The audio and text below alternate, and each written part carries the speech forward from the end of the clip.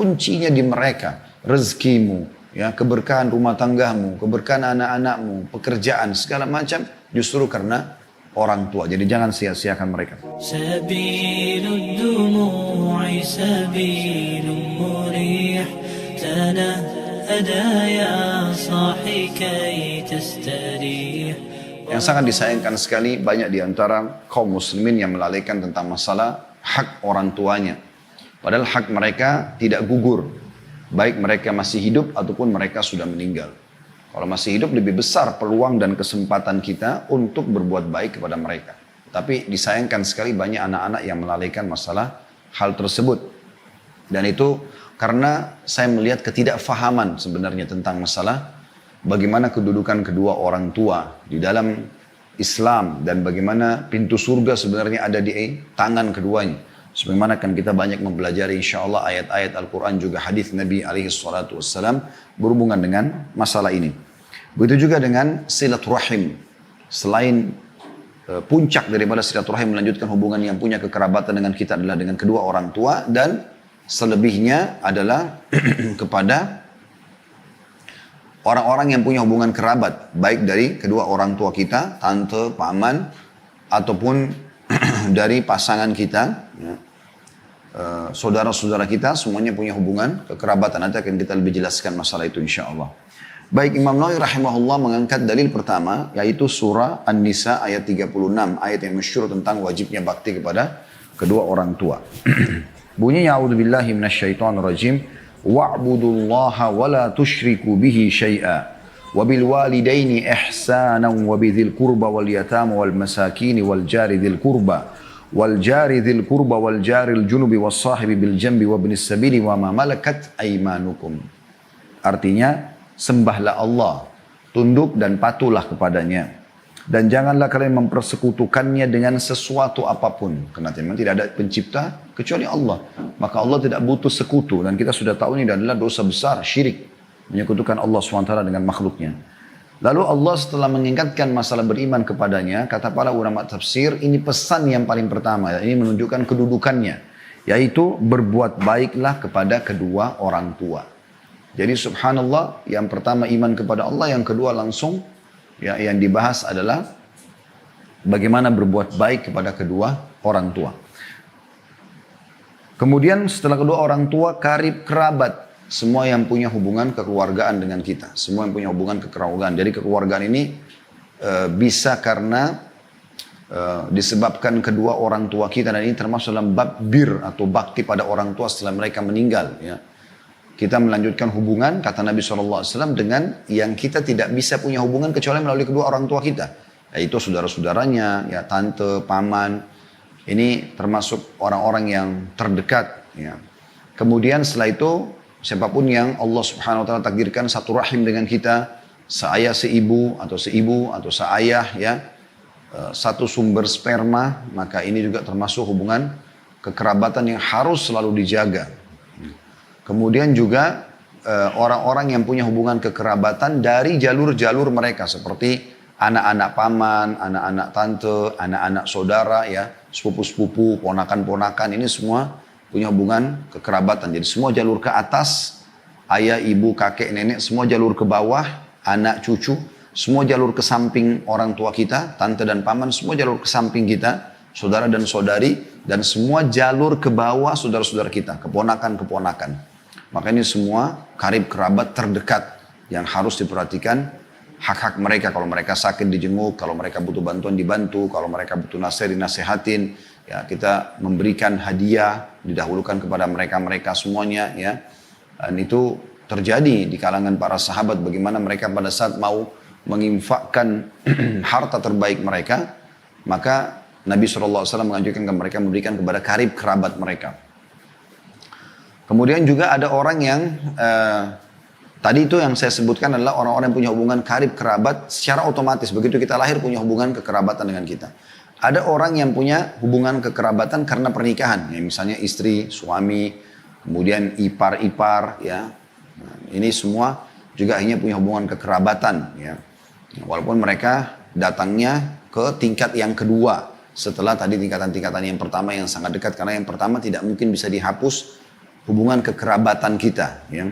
Kalau yang kedua ada yang tidak terhapus, ada yang terhapus. Misalnya yang tidak terhapus mertua.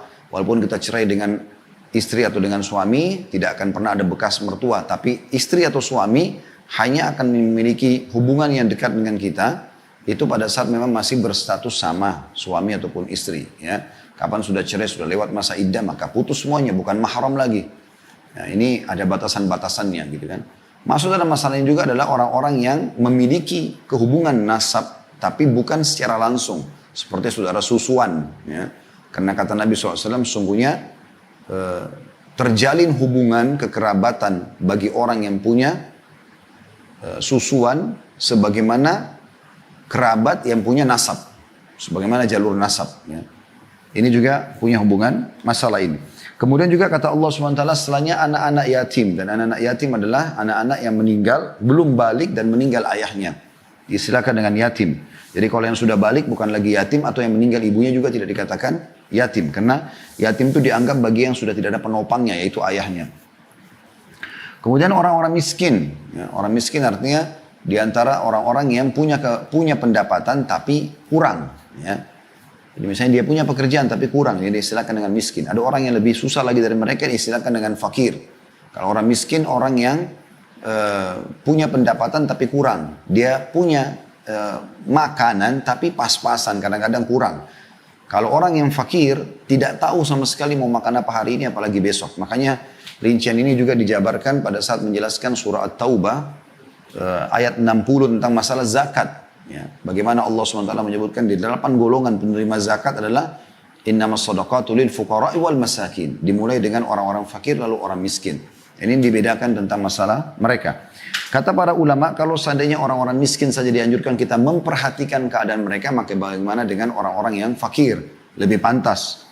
Kemudian tetangga dekat dan tetangga jauh. Ini saksi bahasan kita. Tetangga dekat dan tetangga jauh. Mereka adalah orang-orang yang paling pantas untuk kita berbuat baik. Dan saya sudah jelaskan, teman-teman sekalian, bahwasanya tetangga itu adalah orang yang terdekat dengan pintu rumah kita yang paling berhak. Setelah itu juga orang-orang yang berada di satu wilayah dengan kita.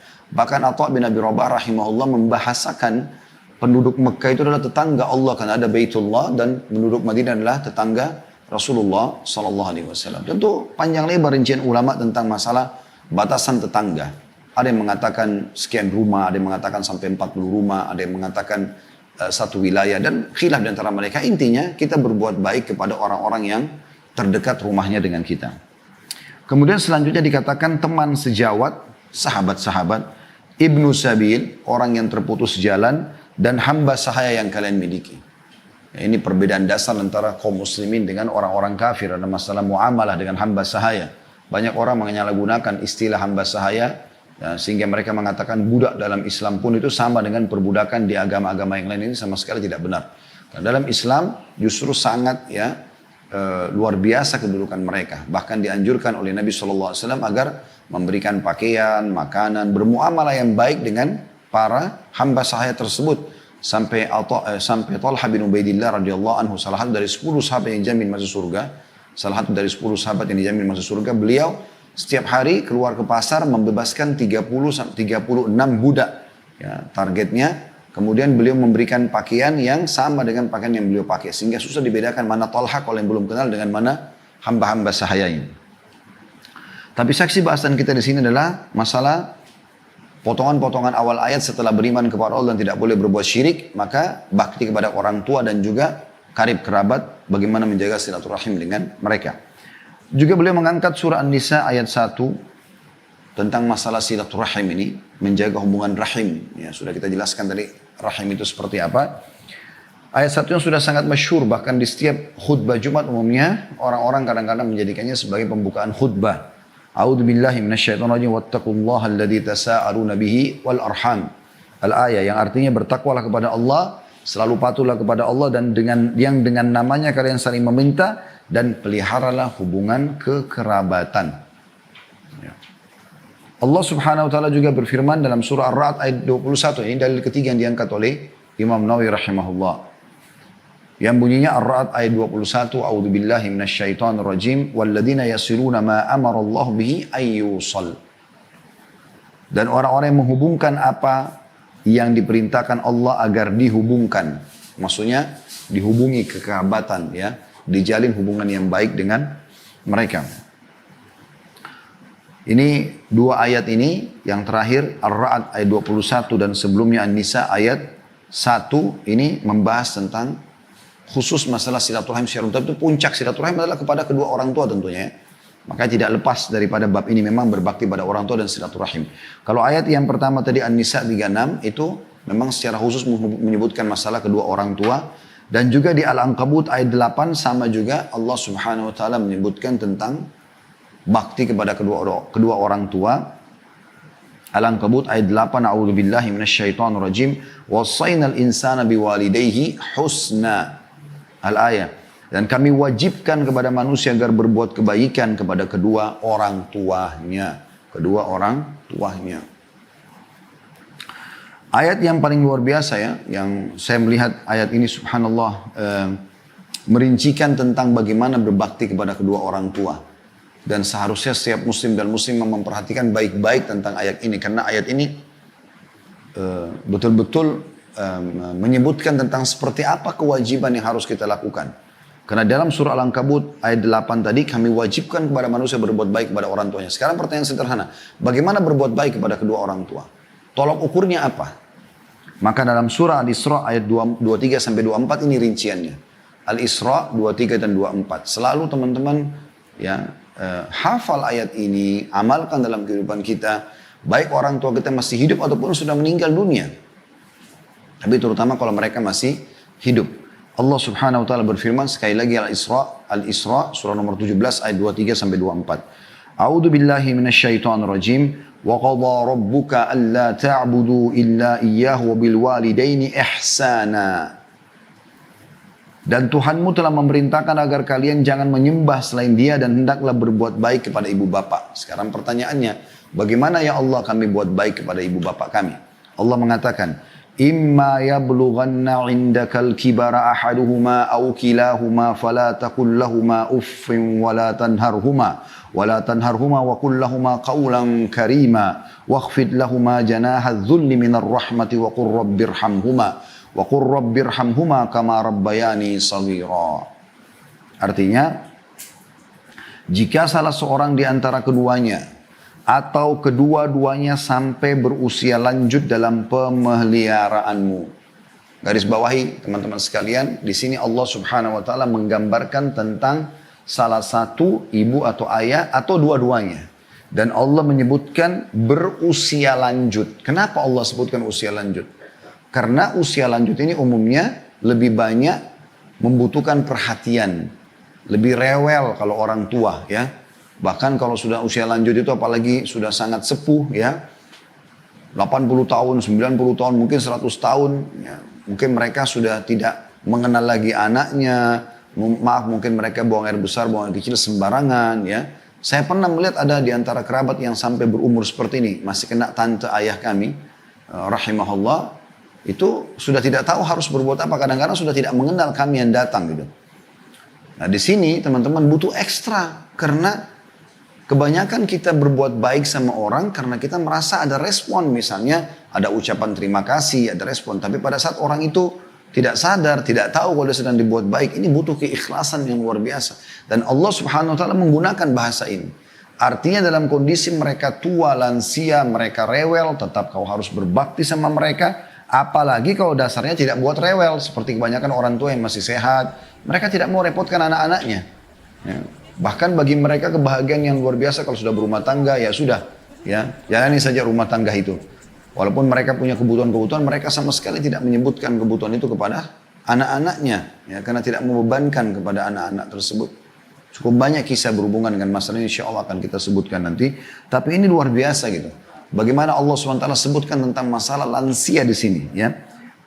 Kalau salah satunya, kalau keduanya atau salah satunya. Ya, di sini katakan jika salah seorang di antara keduanya atau kedua-duanya. Sampai berusaha dalam pemeliharaanmu. Baik tinggal serumah sama kamu atau kamu bisa menjangkaunya. Ya. Apa dikatakan oleh Allah? Maka sekali-kali larangan mutlak. Jangan engkau mengatakan kepada keduanya perkataan ibu ini, ayah ini. Ya.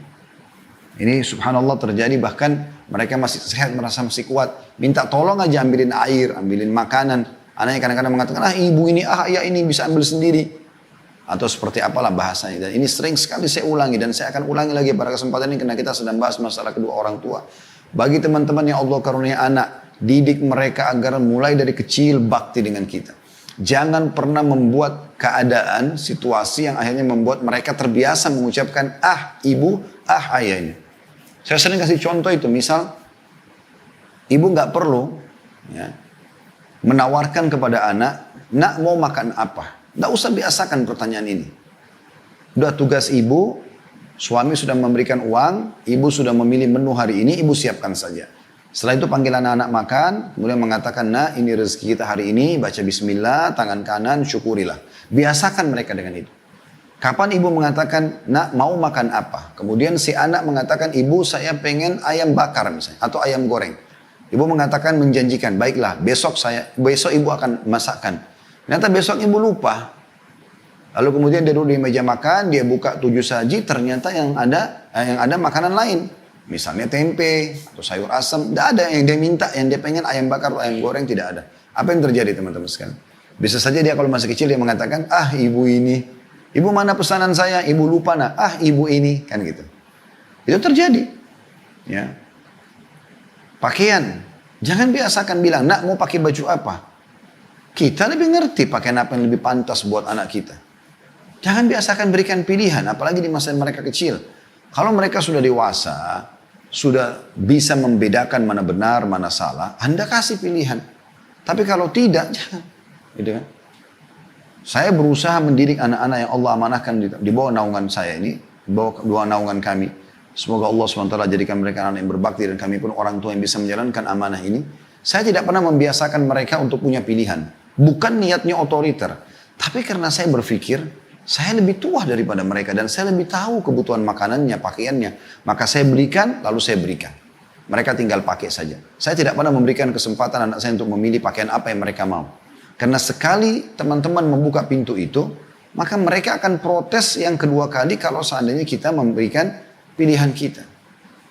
Orang tua yang berhasil mendidik anaknya adalah orang tua yang justru pada saat anak-anaknya sudah dewasa pun, bahkan sudah berumah tangga, tetap selalu telepon kepada orang tua, minta saran, minta nasihat, minta didoakan. Karena memang orang tua itu membiasakan anaknya bergantung pada orang tuanya. Bergantung dalam kata-kata di sini, tanda kutip ya, positif ya. Mendidik mereka, membentuk mereka menjadi seperti yang orang tua mau itu. Sama yang sering saya kasih contoh, dikasih pilihan anaknya sekolah. Mau sekolah yang mana pak? Nak sekolah ini atau sekolah itu? Anaknya 7 tahun. Kan lucu kadang-kadang si suami umur 35 tahun, istrinya 30 tahun, membawa anaknya yang mau masuk SD ke 2 sekolah pilihan. Mereka lebih mengerti jarak jauhnya, mereka lebih mengerti biayanya sebagai orang tua, mereka lebih mengerti tentang kurikulumnya, apalah semua masalah dan mudaratnya. Anak ini nggak ngerti. Dibawalah anaknya ke sekolah yang dindingnya warna biru, yang satu warna hijau misalnya. Ini contoh saja. Kemudian anak itu dibawa, lalu kemudian anak itu ditanya, nak mau sekolah yang mana? Anak itu nggak ngerti. Dia akhirnya bicara sesuai dengan akal dia yang pada saat itu. Dia lebih suka warna biru, dia mengatakan sekolah ini aja ayah.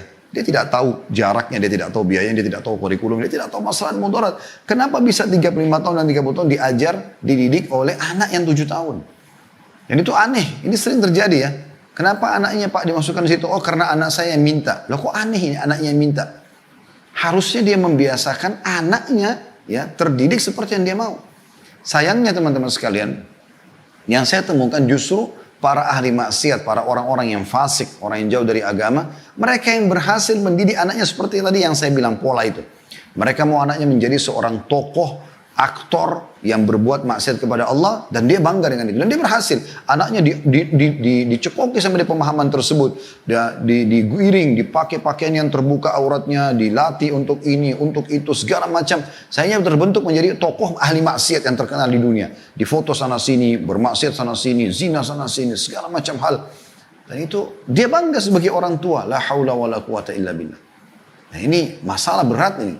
Dan Nabi SAW sudah mengatakan salah satu dari amal jariah terbaik seseorang pada saat dia meninggal adalah anak soleh yang dia tinggalkan setelah dia meninggal dunia. Kita harus bisa mencetak mereka menjadi orang-orang yang seperti kita mau.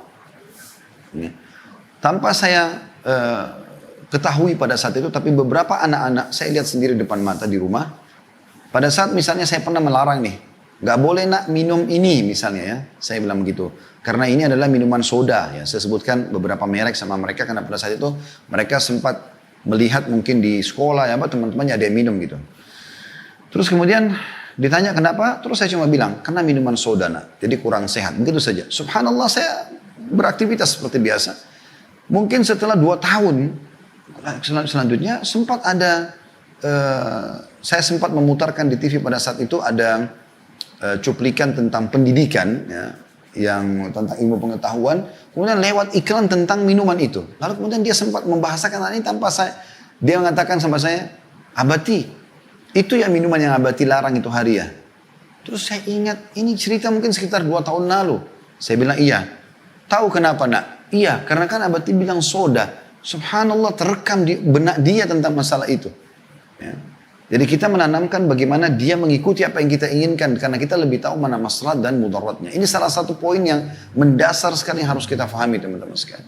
Didik mereka supaya menjadi anak-anak yang terbiasa berbakti dengan kita. Itu yang sangat luar biasa.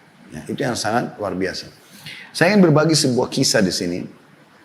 Kisah ini saya baru dapatkan sebenarnya dikirim oleh salah satu sahabat dekat saya, Abdurrahman Suhaib. Hafidhahullah, beliau salah satu teman yang tinggal di kota Jeddah, dan sering kali kami tukar-tukaran, kadang-kadang dia kirim beberapa cuplikan walaupun dia bukan seorang alim, dia adalah seorang pengusaha gitu kan, tapi sering kali kami ngobrol dan segala macam. Intinya dia sempat mengirimkan kepada saya sebuah kisah mungkin sekitar 2-3 hari yang lalu. Saya sempat terenyuh mendengar kisah itu. Cuplikan seorang hakim di salah satu pengadilan di Saudi yang menghadapi kasus yang menurut dia kasus yang paling unik gitu. Apa ceritanya? Saya waktu dikirimkan cuplikan sekitar 8 menit cuplikan itu, ada gambar orang tua. Ada seorang ibu tua sekali sudah keriput semua mukanya, ada juga 2 laki-laki sudah tua di kanannya, di kanan gambar itu ya. Saya belum menangkap pesannya pada saat itu, tapi kemudian saya dengarkan. Mungkin orang kalau tidak mendengar kisah ini, saya juga sempat kirim ke grup teman-teman dai, Allahu alam sempat terbaca atau tidak, karena 8 menit biasa membuat orang jenuh untuk mendengarkan. Tapi kalau didengarkan insya Allah akan dapat poinnya di situ. Nah di situ hakimnya sendiri berbicara, dia mengatakan salah satu yang paling unik yang saya pernah temui dalam pengadilan, dia menjadi hakim puluhan tahun gitu. Dia bilang datang seorang yang menurut saya sudah tua, waktu itu lebih tua daripada si hakim, umurnya 60 tahun. Sudah sangat tua, jenggotnya sudah putih, datang, ya, kemudian mendekat kepada hakim, masuk di pengadilan, lalu dia mengatakan, saya punya keluhan hakim. Kata hakim, apa keluhanmu? Dia bilang, keluhanku aku mengeluhkan saudaraku, kakakku. Kata hakim, awalnya saya berpikir, umur 60 tahun, mau mengeluhkan kakaknya, masalah apa ini? Gitu. Sudah sangat tua gitu. Orang bertengkar mungkin antara 20 tahun sama 30 tahun, 40 tahun. Mungkin masih kadang-kadang masih terjadi. Ini 60 tahun. Berarti kakaknya lebih tua. Kata hakim, berapa umur kakakmu? Dia bilang 65 tahun. Apa permasalahan kalian? Kata dia, ceritanya adalah saya menjadi tentara selama 30 tahun di daerah Tabuk. Tabuk cukup jauh. Di pinggiran Madinah, di pinggiran Saudi, perbatasan. 30 tahun. Dan saya memiliki seorang ibu yang tua. Ibu ini saya titipkan atau dijaga oleh kakak saya yang 65 tahun yang sedang saya keluhkan itu. Kata hakim, lalu apa yang kau keluhkan? Kakakmu menjaga ibumu dan kau pun menjadi askar. Kata dia, iya, ceritanya adalah selama 30 tahun itu saya selalu membagi gaji saya. Setengahnya saya pakai untuk kebutuhan, setengahnya saya berikan untuk kakak saya dan ibu saya. Selama 30 tahun dia bilang, saya pun kebanyakan menghabiskan waktu di wilayah sana. Sekarang saya sudah pensiun. Lalu saya datang ketemu dengan kakak saya dan ibu saya. Dan saya bilang sama kakak saya, sudah 30 tahun kamu berbakti sama ibu kita. Dan saya sekarang minta mohon kepada kamu agar memberikan kesempatan kepada saya berbakti sama ibu sebagaimana kau sudah berbakti. Saya cuma minta ibu ini pindah ke rumah saya sekarang. Lalu hakim, tiba-tiba kakak saya menangis, lalu mengatakan, demi Allah kau tidak akan pernah bisa merebut ibu dari aku. Kata si adik, saya bukan merebutnya, saya hanya sekedar mau memindahkan dia ke rumah saya dan Anda bisa ketemu sama dia setiap saat. Kok bisa ketemu sama dia setiap saat? Kata kakak saya, demi Allah kau tidak akan pernah bisa merebut ibu dari saya. Sebaliknya kau yang datang kepada saya di rumah ini. Saya tidak akan mungkin melakukan itu. Dia ulangi lagi, dia bilang, saya ulangi lagi, Kak, saya hanya memindahkan dia ke rumah saya supaya saya bisa merasakan kenikmatannya berbakti sama ibu sebagaimana engkau telah menikmatinya 30 tahun. Kata kakak saya, kau sudah mendapatkan pahala kami, 30 tahun kau mengirimkan setengah gajimu. Maka sekarang biarkan ibu sama saya. Jadi subhanallah kata hakimnya, selama ini orang bertengkar antara saudara memperebutkan warisan, memperebutkan kedudukan, atau apalah. Ini memperebutkan di umur 60 sama 65 tahun, siapa yang lebih bisa merawat ibunya. Itu luar biasa gitu. Hakim ini menceritakan sambil meneteskan air mata, di suaranya kayak agak paro gitu. Lalu dia bilang, saya pun mengatakan sama dia, baik, coba panggil kakakmu sama ibumu ke pengadilan. Kata dia, baiklah. Dipanggil lah dia bilang. Terjadi kejadian yang luar biasa, dia bilang sampai satu pengadilan meneteskan air mata gara-gara kisah mereka. Dia bilang pada saat masuk, dia bilang, demi Allah, saya belum pernah melihat ada anak berbakti seperti kedua orang ini. Ibunya digendong oleh keduanya, setengah tubuh ibunya dari pahanya dipegang oleh yang adik sebelah kiri dan si kakak pegang sebelah kanan. Mereka sama sekali tidak ingin ibunya menyentuhkan kakinya ke tanah. Digendong padahal ibunya masih mampu jalan. Sampai tiba di kursi. Lalu ibunya duduk tengah-tengah, si kakak duduk sebelah kanan, si adik duduk sebelah kiri. Kemudian saya mulai bertanya, ada masalah apa kalian? Ditanyalah kepada si adik, dia bilang, saya tanya kepada si adik. Adik ini tentu punya 60 tahun ya. Maka kata adiknya, saya sudah ceritakan kepada Anda hakim. Kata hakimnya, saya mau dengar. Biar kakakmu juga mendengar keluhanmu. Supaya ini benar atau tidak. Saya mau dia membenarkan atau tidak. Diceritakanlah kembali ceritanya. Kemudian hakim bertanya kepada si kakak. Bagaimana menurut kamu? Kata si kakak, benar apa yang dikatakan oleh dia. Dia membantu kami 30 tahun. Dan ibu adalah tinggal bersama dengan saya. Namun demi Allah wahai hakim. Saya tidak akan pernah melepaskan ibu saya untuk tinggal sama dia. Dia boleh datang silakan. Tapi saya tidak mau kehilangan peluang ini. Gitu ya. Dan saya sudah membahasakan kepada adik saya, demi Allah kau hanya bisa memindahkan ibu ke rumahmu kalau melalui pintu mahkamah, pengadilan. Oleh karena itu dia datang kepada Anda. Kata hakim, saya belum pernah menghadapi masalah seperti ini. Bagaimana memecahkan masalah antara dua anak yang beributkan ibunya. Lalu saya balik kepada ibunya yang saya mengatakan, ibu, tengahi di antara mereka. Kata ibunya, saya nggak bisa wahai anakku. Dia bilang kepada hakim anak, karena ibunya juga sudah tua. 80 tahun lebih malah umur ibunya. Yang ini ditunjuk si kakak, mata sebelah kanan saya. Yang ini si adik, mata sebelah kiri saya. Dua-duanya ini berbakti sama saya. Saya tidak tahu harus menengahi mereka bagaimana. Maka saya pun berkata kepada si kakak, kalau saya melihat kasusnya, seharusnya memang adikmu punya hak. Dan kau bisa datang ke rumahnya. Dia punya hak untuk dibagi waktu sekarang. Karena si adik mengatakan, saya betul-betul hanya berharap sisa umur saya bisa berbakti kepada ibu saya. Maka setelah saya putuskan seperti itu, terjadi sebuah goncangan di pengadilan. Si kakak tiba-tiba menangis terisak-isak. Lalu datang ke arah adiknya, mencium tangan adiknya. Mencium lututnya adiknya. Lalu memohon-mohon supaya ibunya jangan dipindahkan rumahnya. Sambil menangis. Karena tangisan si kakak ini kami semua satu pengadilan nangis. Gitu. Bagaimana mereka luar biasanya mau memperebutkan ibunya. Ini si kakak cium tangan dan lutut adiknya untuk minta supaya ibunya jangan dipindahkan rumah. Kata adiknya, wahai kakak, saya hanya minta pindah. Berikan saya kesempatan berbuat baik sebagaimana kau telah buat baik sama ibu. Kau bisa datang. Setelah dia tahu adiknya tidak mau lagi ya melepas kesempatan itu, maka dia pun berkata kepada hakim, wahai hakim, saya akan menerima ini. Tapi dengan syarat satu. Dia pegang tangan adiknya, dia mengatakan, ambil janji kepada adik saya ini atas nama Allah, dia akan berbakti pada ibu saya sebagaimana saya berbakti dulu. Apa yang saya buat di rumah, bersihkan kotorannya, urus pakainya, semua ini dia tidak boleh ubah itu. Dia harus buat bahkan bisa lebih baik daripada itu.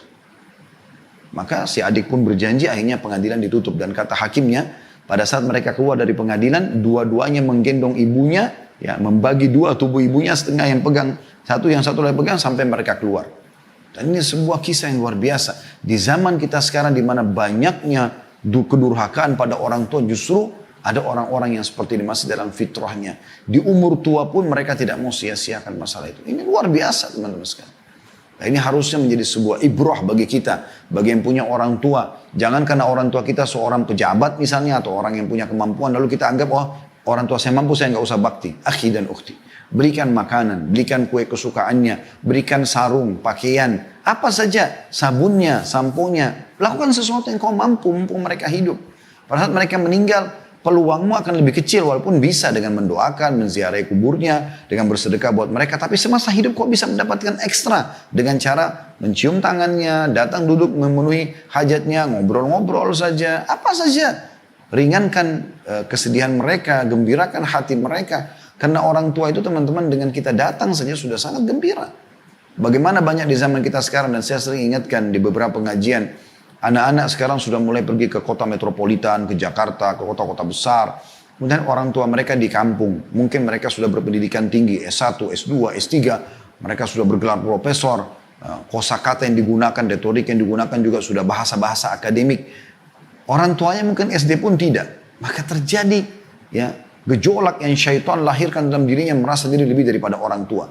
Sehingga dia malu bertemu dengan orang tuanya, malu kalau diperlihatkan orang tuanya kepada murid-muridnya, atau kepada siapapun karena dianggap nilai pendidikannya kurang. Atau kalau orang tuanya telepon, walaupun hanya mau mendengar suaranya, buru-buru, sudah ibu ayah saya ada meeting. Tapi kalau teman bisnisnya atau siapapun yang telepon, maka mereka akan malah memperhatikan ekstra. Ini semua hal yang harus diperbaiki. Justru peluang kita teman-teman sekalian, surga kita ada di tangan keduanya. Minta doa kepada mereka. Salah satu salafus saleh dalam kisah dikatakan beliau memimpin perang, tapi di situ di kisah tidak disebutkan peperangannya kapan dan tahun berapa. Intinya kisah bagaimana dia pada saat terkepung dengan musuh, dia mengatakan Allahu Akbar, pertolongan telah datang, maju terus dan jangan pernah mundur. Sampai para prajuritnya mengira memang ada bantuan datang, karena panglimanya orang yang jujur, orang yang soleh, nggak mungkin bohong. Maka mereka dengan semangat maju, dengan berpikir di belakangnya ada bantuan sudah datang. Maka mereka maju sampai mereka menang. Pada saat mereka sudah menang, kata para prajuritnya, kami tidak melihat bantuan yang Anda ucapkan, wahai Panglima. Kata dia, bantuan itu telah datang dari doa ibuku.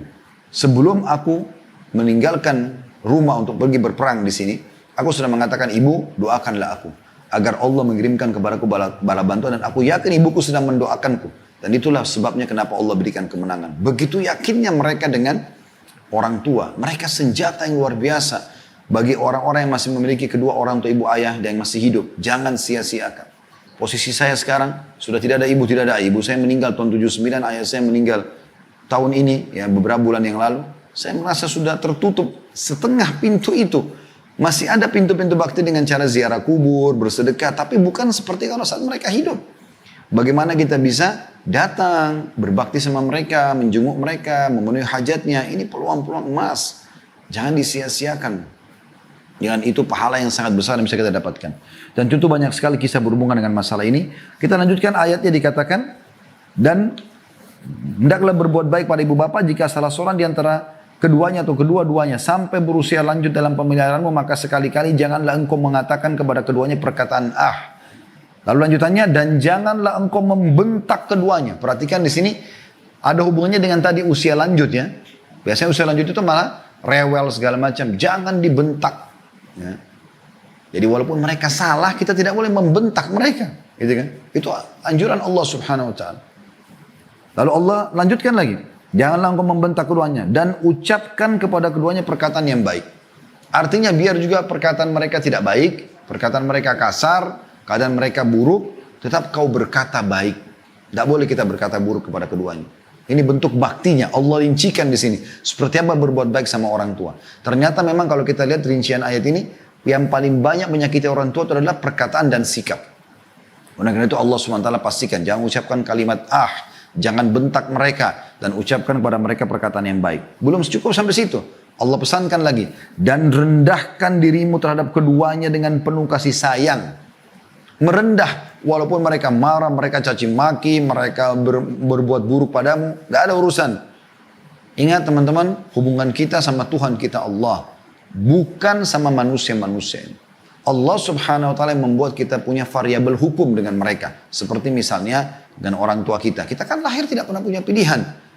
Saya nggak bisa pilih, saya nggak mau ibu ini, saya nggak mau ayah itu. Nggak bisa. Memang dua-duanya harus tercatat sebagai status orang tua kita. Mau nggak mau? Mau mereka pezina kah, pemabuk kah, kafir kah? Pokoknya kita lahir dari jalur mereka. Tugas kita, karena patuh kepada Allah adalah bakti sama mereka. Gak boleh kita balas mereka dengan keburukan. Oh, kedua orang tua saya kafir, terserah, saya nggak mau urus. Oh nggak bisa begitu. Ya, karena kita selalu menghubungkan teman-teman hubungan kita sama Sang Pencipta Allah. Bagaimana Allah SWT perintahkan, begitulah yang kita lakukan. Seorang suami berbuat baik sama istrinya karena Allah. Seorang istri bakti sama suaminya karena Allah. Orang tua berbuat baik sama anak-anaknya, perhatian sama anak-anak juga karena Allah. Berbuat sama teman, tetangga, siapa saja. Semua itu karena Allah Subhanahu wa Ta'ala. Ya. Lalu Allah perintahkan kita mengucapkan, dan ucapkanlah, wahai Tuhanku, sayangilah keduanya sebagaimana mereka berdua telah mendidik aku di waktu kecil. Jadi di sini kalau ada orang tua yang berhasil mendidik kita dari kecil, maka mereka lebih pantas untuk kita berbuat baik sama mereka. Tapi sebagian juga ulama menitik beratkan, kalau seandainya ada orang yang tidak dididik pun oleh orang tuanya dari kecil, tetap tidak menutup kemungkinan mereka bisa meraih pahala dengan mendoakan dengan doa ini. Karena kan doa ini lafadznya begitu, Rabbighfirli wa liwalidayya, ya Allah ampunilah aku dan kedua orang tuaku, warhamhuma kama rabbayani shaghira, dan kasihanilah mereka sebagaimana mereka mengasihi aku di waktu kecil, ya, atau sebagaimana mereka mendidikku di waktu kecil. Kata ulama, kalaupun dia tidak dididik, ya, atau kasih sayang didapatkan dari mulai lahir, misalnya orang tuanya meninggal atau orang tuanya membuang dia misalnya, maka paling tidak dia dari sperma ayahnya, dia sempat di kantong, di rahim ibunya, di perut ibunya, itu sudah cukup, ya, untuk harus orang tua kita bakti seumur hidup kita. Ini dimaksud dengan ayat tadi. Makanya saya bilang ini rincian yang luar biasa tentang bagaimana berbuat baik kepada kedua orang tua. Juga Allah SWT diangkat oleh Imam Nawawi rahimahullah, dalil terakhir dari Al-Quran. Ya. Kita akan masuk ke hadis insyaAllah, adalah surah Luqman ayat 14. Ya. Ini ayat terakhir yang diangkat oleh beliau tentang masalah bakti kepada orang tua. Dan kita akan masuk insyaAllah setelah itu kepada hadis-hadis, dan hadis cukup banyak ya. Hadis yang membahas tentang bakti kepada orang tua dan hubungan kekerabat ini. Dari hadis nomor 317 sampai 340. Ya, mungkin tidak bisa kita selesaikan semua pada hari ini. Insya Allah kita akan lanjutkan di pertemuan akan datang nanti. Namun saya akan bacakan beberapa hadis insya Allah. Ayat kita kembali dulu ke Luqman ayat 14 yang bunyinya A'udzubillahi minasyaitonirrajim wa wassaynal insana biwalidayhi hamalathu ummu wahnan ala wahni wa fisalu fi amaini an ishkur li wa liwalidayka. Al-ayah yang artinya, dan kami perintahkan kepada manusia agar berbuat baik kepada kedua orang tua. Ibunya telah mengandungnya dalam keadaan lemah dan bertambah lemah, dan menyapinya dalam usia 2 tahun. Bersyukurlah kepadaku dan kepada orang tuamu atau kedua orang tuamu. Jadi Allah SWT menggantungkan syukur kepadanya justru dengan juga syukur kepada kedua orang tua. Karena mereka adalah penyebab utama kita ada di muka bumi ini. Ini penting sekali untuk digarisbawahi teman-teman. Sudah cukup kita ada di muka bumi ini sehingga kita bisa menikmati makanan, minuman, hirup udara. Mungkin kalau kita menikah biologis segala macam, itu adalah sebabnya karena orang tua kita. Sebabnya karena orang tua kita. Kita ada karena mereka gitu. Itu juga dengan tadi bagaimana ibu mengandung kita dengan susah payah. Ya, teman-teman coba renungi masalah itu ya. Kalau seandainya kita bawa 1 kilo barang di perut kita, tas misalnya, anggap tas kita taruh, diikat, dilihat di perut kita, kita bawa. Ya. Saya yakin 1 kilo ini mungkin 2 jam, 3 jam kita sudah sedikit merasa letih ataupun jenuh, kita akan lepaskan. Ibu kita teman-teman membawa, ya, bukan cuma 1 kilo. Bayi itu biasanya antara, kalau yang normal 2,5 kilo ya, sampai 3 kilo beratnya. Itu dipikul ke sana sini, bahkan dibawa tidur. Ya, kadang-kadang kesulitan tidur itu mau balik kanan, balik kiri, gelisah, sering kadang-kadang kram, apalagi menjelang melahirkan. Bagaimana sulitnya melalui fase itu ya. Ini semua teman-teman pengorbanan yang sudah cukup untuk membuat kita membalas mereka dengan kebaikan-kebaikan.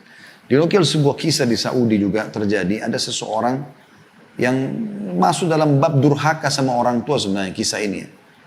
Ada seseorang anak selalu di waktu kecil, dia kalau sekolah, teman-temannya olok-olok dia. Mengatakan, yang punya ibu buta, hai yang punya ibu buta. Selalu bahasa begitu. Karena memang kedua ibunya ini matanya buta. Bahkan matanya itu bukan buta seperti orang biasa, bola mata tetap ada dan terlihat, bukan. Memang gak ada, bola matanya itu keluar, gak ada. Dan kedua kelopak matanya itu kayak keriput gitu ya, kayak terjahit full tertutup. Jadi butanya bukan seperti umumnya. Jadi orang kadang-kadang kalau melihat seperti agak takut ya. Makanya anak tidak tahu cerita, dia mengatakan pada ibunya, ibu tidak usah antar saya ke sekolah gitu. Karena kalau ibu antar ke sekolah, sering teman-teman saya mengolok-olok saya gitu. Ya. Maka dia pun akhirnya, ibunya mengatakan, baiklah nak, anaknya tidak diantar ke sekolah. Sampai terus saja anaknya tumbuh besar, kuliah dan menjadi sukses gitu kan. Tapi dia selalu saja terbawa dengan rasa malu untuk memperkenalkan ibunya. Karena ibunya tuh mukanya seperti menakutkan menurut dia gitu. Ringkas cerita teman-teman sekalian, dia menikah, pada saat menikah pun dia tidak mengakui kalau dia punya ibu ya. Dia menyatakan kedua orang tuanya sudah meninggal, sampainya dia pindah ke negara di luar Saudi. Ibunya terus saja berusaha mencari tahu kabarnya segala macam, tapi kehilangan berita. Sampai sudah sekian tahun, saya ringkaskan ceritanya, sekian tahun dicari oleh ibunya, nggak ketemu, nggak tahu di mana anaknya, maka dia pun, anaknya sudah tinggal di luar negeri dan sudah punya beberapa orang anak juga gitu. Ibunya hanya mendapatkan informasi tentang keberadaannya, ibunya mengumpulkan uang, kemudian ringkas cerita bisa berangkat ke negara itu dan mendapatkan alamat anaknya. Pada saat si anak ini lagi duduk bersama dengan istrinya di sebuah apartemen yang bagus gitu, di salah satu negara di negara barat. Kemudian anak-anaknya mendengar suara bel, dibukalah pintu, tiba-tiba mereka lari ketakutan dan mengatakan, ayah tolong ayah, di depan pintu ada orang gila menyeramkan. Maka si ayah ini yang di sini posisinya sebagai anak ibu tersebut keluar dan kaget melihat ternyata ada ibunya depan pintu. Maka dia pun mengatakan, ibu kenapa anda kesini? Kata ibunya, nak ibu cuma rindu sama kamu. Sudah lama bertahun-tahun kau tidak pernah ada beritanya. Dia bilang, ibu sudahlah. Ibu nanti saya pulangkan, nanti saya biayai karena anak-anak saya takut melihat ibu. Maka dia pun spontan langsung menutup pintu apartemennya, dia bawa ibunya menuju ke bandara, dibelikan tiket, dipulangkan lagi ke Saudi. Kurang lebih cerita ini berjalan beberapa bulan setelah itu, ada surat yang sampai ke dia dari salah satu kerabatnya. Dia mengatakan, ada informasi kalau ibumu sudah meninggal dunia. Dan ibumu ya, sudah dikuburkan. Kami mengirim informasi ini kepada kamu karena kami ya, tidak tahu keberadaanmu di mana. Dan ada surat titipan dari ibumu. Maka pada saat dia buka surat itu, disitulah dia baru sadar teman-teman sekalian. Dan dia baru menyesal setelah dia tahu sebenarnya seperti apa kisahnya. Maka ibunya pun mengatakan, setelah salam segala macam, ibunya mengatakan, nak, ibu tahu kau selalu malu dari kecil karena keadaan mata ibu yang buta. Dan apapun yang kau minta, ibu tidak bertemu dengan teman-temanmu, iya. Kau tidak mengakui ibu sebagai ibumu, bahkan istrimu tahu ibumu sudah meninggal, iya. Tapi ibu akhirnya tidak bisa menahan rindu ini sebagai ibu untuk bertemu denganmu, maka ibu pun pergi ke rumahmu, itu pun kau masih memulangkan ibu. Tapi perlu kau tahu cerita yang sebenarnya, nak. Sebenarnya mata ibu dari dulu normal. Dan yang buta matanya adalah kamu waktu kecil. Dan karena ibu tidak tega kau tumbuh besar buta, maka ibu pun mengoperasi kedua mata ibu, diberikan kepada matamu. Jadi mata yang kau pakai sekarang adalah mata ibumu. Tapi ibu sudah ridho denganmu, nak. Ya, semoga Allah memberimu hidayah dan segala macam. Lalu kemudian surat itu ditutup dengan salam. Pada saat itu anak itu menangis, terisak-isak, merasa menyesal. Tapi sudah tertutup pintu. Selama hidup dia bukannya berbakti sama ibunya, malah dia menjauhkan diri dan segala macam. Ini banyak terjadi teman-teman sekalian.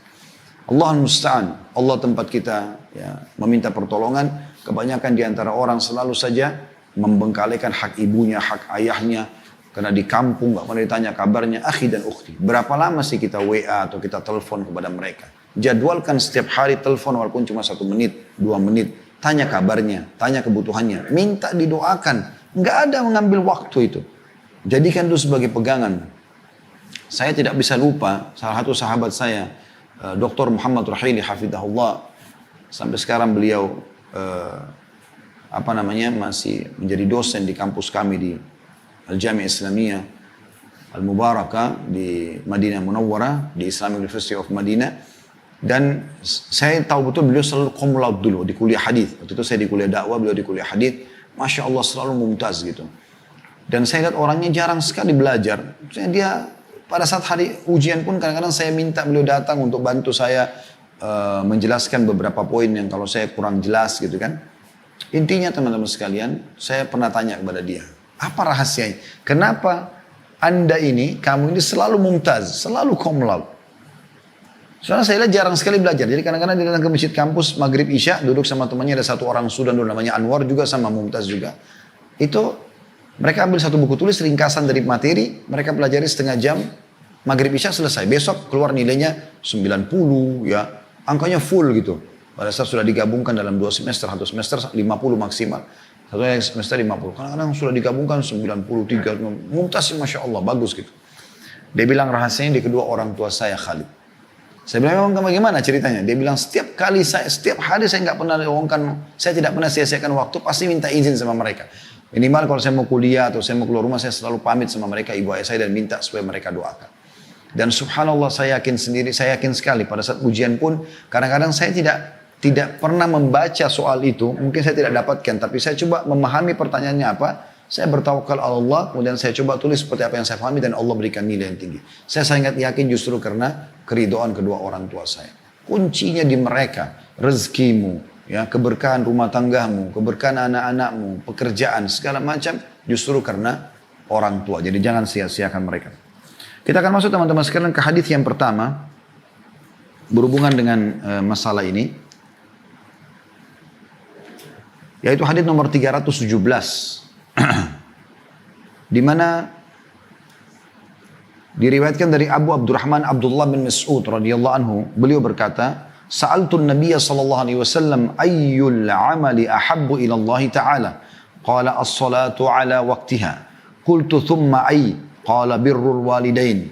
Qultu thumma ay? Qala al-jihadu fi sabilillah. Hadis ini riwayat Bukhari Muslim. Artinya, saya pernah bertanya kepada Nabi sallallahu alaihi wasallam, amal apakah yang paling dicintai oleh Allah Ta'ala? Maka beliau menjawab, sholat tepat waktu. Ya, ada putnot nomor 317 bagian-bagian buku di bawah. Maksudnya di awal waktu sebagaimana disebutkan dalam sebagian hadis. Ya, begitu azan, sholat. Ya. Jadi tidak ada aktivitas lain, terutama sholat wajib kita bicara ya. Kemudian saya bertanya lagi, dan ini kejelian Abdullah bin Mas'ud radhiyallahu anhu, dan ini sering saya bahasakan teman-teman ya. Kejelian beberapa sahabat itu luar biasa dalam bertanya kepada Nabi SAW untuk mendapatkan mutiara wahyu. Ya, karena ilmu itu seringkali ada yang harus dikorek ya, supaya kita bisa mendapatkan ilmu itu. Dia bertanya, lalu apa lagi? Kemudian apa? Kata Nabi SAW, berbakti kepada kedua orang tua. Kemudian apa lagi? Saya bertanya, kata beliau. Kata Nabi SAW, berjihad di jalan Allah. Hadis ini memberikan kepada kita beberapa pelajaran. Yang pertama adalah bagaimana kejelian Abdullah bin Mas'ud dalam bertanya. Dan ini penting. Bertanya pada sesuatu yang bermanfaat. Bagi seorang muslim, kalau mau bertanya, tanyalah sesuatu yang bermanfaat. Bahkan sebelum bertanya, tanyakan dulu diri kita, pertanyaan ini perlu ditanya atau tidak. Nah, ada orang kadang-kadang melempar pertanyaan tidak ada manfaatnya. Ya, sibuk menanyakan keadaan si fulan, tapi tidak ada hajat, tidak ada pentingnya buat dia. Gitu kan? Mungkin dengan sengaja menanyakan nama istri temannya, nama kerabat temannya, ada maslahat nggak buat dia? Nggak ada mas. Saya punya beberapa orang sahabat, saya banyak tidak tahu siapa nama istri mereka, karena bagi saya tidak penting untuk saya tanyakan gitu. Kecuali memang dalam keadaan darurat dia berteman sama istri saya, mungkin berbeda. Ada hal-hal yang mungkin tidak perlu kita tanyakan gitu loh. Karena mungkin hal-hal seperti ini bagi saya ya, mungkin tidak bermanfaat buat saya untuk itu. Tapi bukan berarti tidak boleh ya. Artinya yang saya ingin titik beratkan sini teman-teman sekalian, bertanya sesuatu yang penting, yang kira-kira dibutuhkan. Kalau memang diperlukan, kadang-kadang kalau istri saya bertanya pun, bisa nggak saya berteman sama istrinya Ustadz Fulan? Oh ya silahkan, gitu kan. Tapi saya juga tidak tahu siapa nama istrinya. Ya, bahkan saya sering tanya sama istri, berapa anaknya Ustadz Fulan? Saya bilang saya tidak tahu. Karena saya belum pernah diinformasikan oleh beliau. Bukan saya tidak mau tahu atau saya pikir, apakah pertanyaan saya pada saya tanya berapa anak antum? Itu bermanfaat? Karena kadang-kadang teman-teman ada orang kita tanya, berapa anak antum? Ternyata dia tidak punya anak. Ya. Itu pernah terjadi dan ternyata sudah sekian tahun gitu ya. Sudah sekian tahun mungkin dia berumah tangga tidak punya keturunan. Saya pernah begitu subhanallah. Duduk dengan beberapa orang, ada satu orang ustadz memang sudah lama menikah tidak punya keturunan. Lalu berbicara tentang masalah anak di situ. Saya akhirnya coba mengkat dan mencoba mengalihkan pembicaraan karena bagi saya mungkin akan menyedihkan bagi si fulan. Karena dia sudah sekian tahun, 10 tahun lebih berumah tangga, nggak punya keturunan, gitu kan. Jadi kita harusnya coba bertanya. Atau mungkin kita tanyakan tentang keadaan istrinya atau suami, ternyata dia baru bercerai. Mungkin itu juga kurang pas untuk kita tanyakan, gitu kan.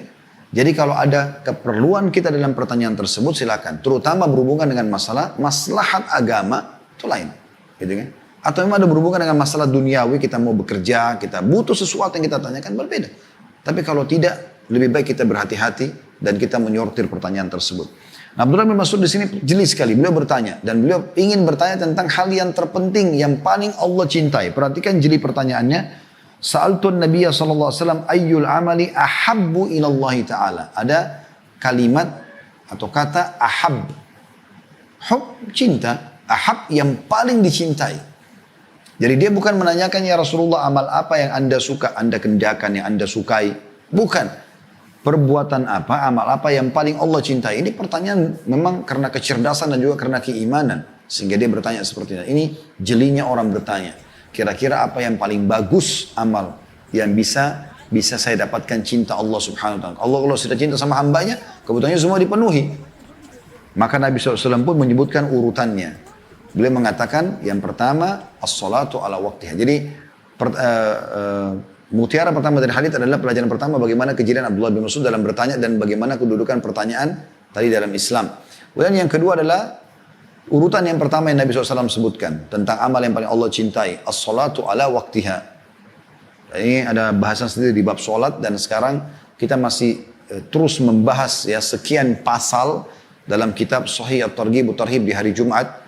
Insya Allah kita akan bahas juga Jumat nanti ini. Itu semua masih dalam kitab sholat. Tentang keutamaan wudu, keutamaan adzan, keutamaan saf pertama, keutamaan sholat berjamaah, keutamaan jalan menuju ke masjid, keutamaan membaca doa, masuk masjid dan segala macam. Terus saja kita sedang membahas masalah-masalah itu tentunya.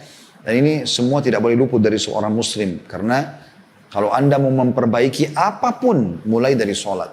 Mulai dari sholat. Apapun mau memperbaiki tentang kesehatan kita, harta, ya, rezeki, hubungan suami istri, di masyarakat, apa saja. Mulai dari sholat, coba perbaiki sholatnya. Mulai dari sholat 5 waktu, on time, di saf pertama, kalau anda laki-laki di masjid, anda perempuan juga tetap sholat di rumah dengan awal waktu. Berhentikan semua aktivitas pada saat azan, mulailah anda menghadap kepada Tuhan anda Allah subhanahu wa ta'ala. Karena muadzin itu sebenarnya hanya menjalankan tugas dari Allah subhanahu wa ta'ala. Kalimat hayya ala sholat, ayat mengerjakan sholat, hayya ala falah, ayat menuju kepada kemenangan, ini adalah Allah subhanahu wa ta'ala yang memanggil kita. Oleh karena itu para sahabat ridwanullahi alaihim, dinukil dari mereka kalau terdengar azan, tidak satupun di antara mereka yang luput dari sholat. Ya, bahkan kata beberapa sahabat, kami ya tidak ketinggalan sholat berjamaah di masa Nabi SAW, kecuali orang-orang tidak luput dari kami ya sholat berjamaah di masa Nabi SAW, kecuali orang munafik. Bahkan seorang di antara kami kalaupun lagi sakit, itu ditopang sholat sementara dia tertopang oleh temannya di sebelah. Karena pentingnya menjaga sholat itu. Dan hadis sudah masyhur, awal amal dihisab hari kiamat adalah sholat. Kalau dia baik, beruntunglah orang itu. Kalau dia buruk, maka rugilah dia. Kemudian yang kedua ini saksi bahasan kita. Jadinya Abdullah Mas'ud bertanya lagi, kemudian apa ya Rasulullah? Oke, saya sholat ya Rasulullah. Setelah itu apa lagi? Maka Nabi SAW masuk langsung ke poin yang paling Allah cintai. Bakti kepada orang tua. Berarti setelah hubungan dengannya Allah SWT sholat, maka Allah langsung menjelaskan melalui Nabi Muhammad SAW adalah hubungan dengan manusia. Dan yang paling puncak terbaik bukan pada pimpinan anda, bukan pada sahabat anda, bukan pada saudara anda, bukan sama siapa saja. Ya, yang disebutkan adalah kedua orang tua. Mereka puncak daripada ya orang yang harus kita jaga hubungan baik dengan mereka. Ya, dan insya Allah mirip dengan bahasa tadi yang saya bahasakan, kalau sholat bisa membantu amal yang lain, bakti dengan orang tua membantu amalan yang lain. Hubungan kita dengan yang lain. Kapan hubungan dengan orang tua kita baik teman-teman, Allah SWT akan berkahi hubungan kita dengan yang lainnya. Dengan teman-teman, dengan masyarakat, dengan atasan, dengan bawahan, dengan segala macam, Allah SWT akan berkahi. Mulai dari menjaga hubungan baik dengan kedua orang tua kita. Ini amal yang paling Allah cintai. Buat mereka senyum, buat mereka gembira, berikan makanan kesukaan mereka. Apa saja yang bisa kita lakukan, lakukan. Jangan pernah sia-siakan masalah itu. Saya pernah menjelaskan bab tentang bakti kepada orang tua ini dalam bahasan kita di kitab yang lain. Tentunya kitab Adab Mufrad yang tulis oleh Imam Bukhari rahimahullah. ada kajian setiap hari Kamis waktu itu di Kelapa Gading, tapi sekarang pandemi kita berhentikan sementara. Saya tidak ingat sekarang urutan sudah berapa ratus hadis yang dipelajari juga sih, tapi ada bab bakti sama orang tua. Ada salah satu panitia masjid yang memang beliau yang menyebabkan taklim itu ada di situ, jazakallah khair. Juga beliau salah satu sahabat saya, maka beliau mengatakan pada saat sudah mendengarkan hadis-hadis itu, dia bilang ibunya kebetulan ada kalau tidak salah di Banyuwangi ya. Dia bilang selesai dengan hadis langsung dia beli tiket pesawat, langsung dia pergi ke sana. Gitu kan? Bahkan kalau tidak salah hampir setiap sebulan itu bisa beberapa kali berangkat ke sana hanya untuk menjalankan hadis agar memenuhi hajat orang tuanya dan seterusnya. Jadi bagaimana memang ada orang-orang subhanallah jeli pada saat mendengarkan ilmu langsung dipraktikin, dan itu yang penting teman-teman sekalian. Kejelian Abu Bakar radhiyallahu anhu yang dibahas oleh sebagian ulama juga adalah bagaimana dia langsung menerapkan ilmu pada saat menerima Islam dari Nabi SAW masuk Islam, keluar dari rumah Nabi SAW setelah syahadat, gitu kan? Setelah syahadat dari Nabi SAW, beliau keluar tidak langsung diam. Gak ada keraguan, dia datangi. Siapa yang masuk Islam di tangan dia? Tokoh-tokoh besar Islam, Uthman bin Affan. Salah satu orang kayanya Mekah. Dan Uthman bin Affan dinamai surga, berarti Abu Bakar panen pahalanya. Ya, kemudian Talha bin Ubaidillah, Zubair bin Awam. Ya, ini semua masuk Islam di tangan Abu Bakar. Bagaimana dia bebaskan Bilal ya, dari keterbudakan. Dan banyak orang-orang yang masuk Islam justru karena dia. Kalau tidak salah Abdurrahman bin Auf pun masuk Islam di tangan Abu Bakar radhiyallahu anhu ajma'in. Bagaimana jelinya menangkap ilmu itu lalu dipraktikin. Jadi kita belajar begini teman-teman 1 jam lebih. Bukan hanya untuk didengar. Oh iya bagus ya. Masuk yang kanan keluar yang kiri. Bukan itu akhi dan ukhti. Ambil ilmu itu dan amalkan. Supaya ada keberkahan. Kita sempat bahas kemarin kalau tidak salah ada tema kita khusus masalah istiqomah. Kiat-kiatnya adalah belajar ilmu syar'i. Yang kedua praktikin ilmu itu. Kemudian baru bentuk komunitas dan yang terakhir berdoa kepada Allah SWT. Kurang lebih itu kesimpulan daripada istiqomah. Tapi mempraktikkan ilmu ini penting sekali. Setelah ini Anda tutup materi kita, langsung buktikan kalau Anda bakti kepada kedua orang tua Anda. Itu yang penting. Bagaimana kita mengejar surga dari mereka. Supaya ada keberkahan dari ilmu itu. Kemudian yang terakhir, yang ketiga, Abdullah bin Mas'ud bertanya lagi. Dan ini pelajaran kita yang keempat dari hadis. Jadi yang pertama adalah kejelian Abdullah bin Mas'ud dalam bertanya, kedudukan beliau dan keutamanya. Kemudian yang kedua adalah urutan pertama yaitu menjaga sholat pada waktunya. Ya, keutamaan yang ketiga atau mutiara yang ketiga dari hadis adalah wajibnya atau bagaimana berbakti sama orang itu adalah amal yang paling Allah cintai setelah sholat 5 waktu. Dan yang terakhir yang keempat sekarang adalah masalah jihad. Dan jihad punya bahasan sendiri teman-teman sekalian. Babnya cukup panjang. Tapi memang ini ibadah yang luar biasa. Setelah bakti dengan orang tua ada jihad. Dan di sini ada hikmah. Kenapa bakti sama orang tua didahulukan daripada jihad? Bukankah jihad amal yang besar? Bukankah sabda Nabi SAW, makbarra qadama abdin sabila fatamassuhun nar?